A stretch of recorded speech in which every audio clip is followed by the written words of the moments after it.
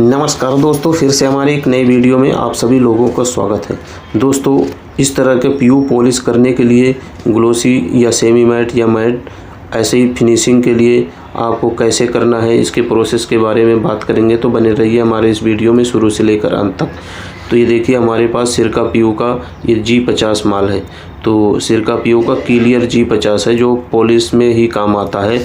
तो ये देखिए, इसका सबसे पहले आपको माल बनाना सीखना होगा।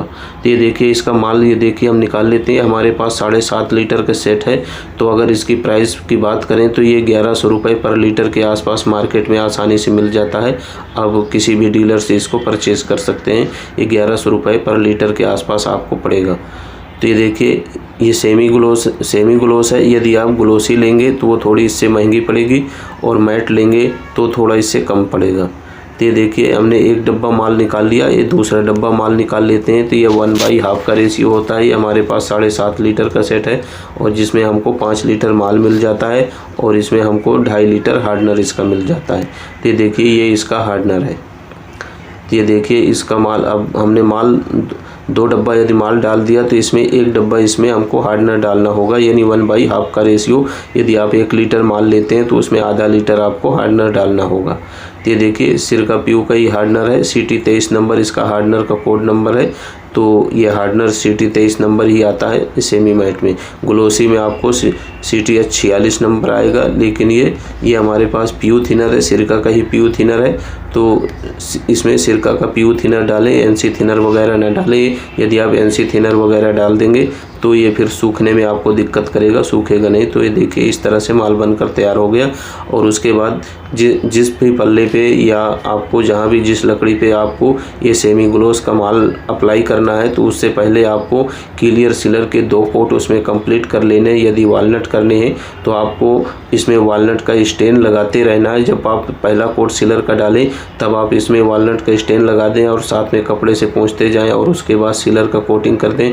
और जब सीलर सूख जाए उसके बाद फिर जब दूसरा कोट डालने से पहले फिर उसको अच्छे से सैंडिंग कर लें। सैंडिंग करने के बाद फिर आपको कील गड्ढे जो उसमें हो, फिलर वगैरह पूरी तरह से चेक कर लेनी है। फिलर चेक करने के बाद फिर आपको इसमें सीलर का दूसरा कोट डालने से पहले स्टेन, वालनट का स्टेन फिर एक बार लगाना है, और साथ ही साथ कपड़े से पोंछते जाना है।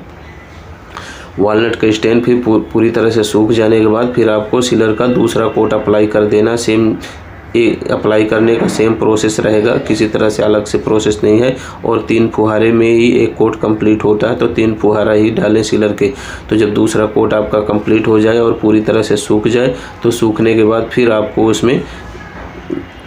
उसमें सैंडिंग कर लेना। 220 नंबर और 400 नंबर से सैंडिंग करने के बाद पूरी तरह से उसकी धूल डस्ट वगैरह सब पूरी तरह से एकदम से सफाई कर लेनी है। सफाई करने के बाद फिर आपको उसमें फिर वालनट का स्टेन एक बार फिर लगाना है। वालनट का स्टेन लगाने के बाद साथ के साथ उसको एक सूखे कपड़े से पोंछते जाना है, कहीं भी रह ना जाए, बराबर से पोंछते जाना है और लगाते जाना है।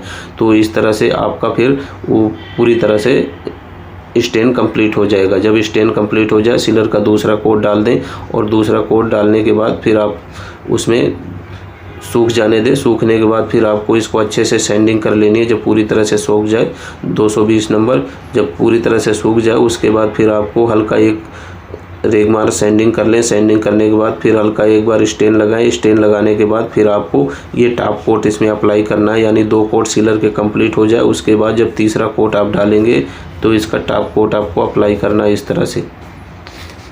टॉप कोट भी जब इसमें आप डालेंगे तो पूरे 3 फुहारे डालना है। तो उम्मीद करता हूँ दोस्तों, आप सभी लोगों को ये क्लियर पॉलिश का सेमी ग्लोस करना दरवाजे में या प्लाई में या लकड़ी में पूरी तरह से समझ आ गया होगा।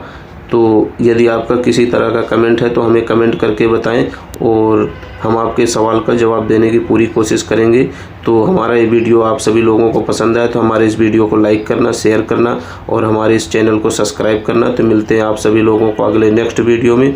तब तक के लिए जय हिंद, जय भारत, वंदे मातरम।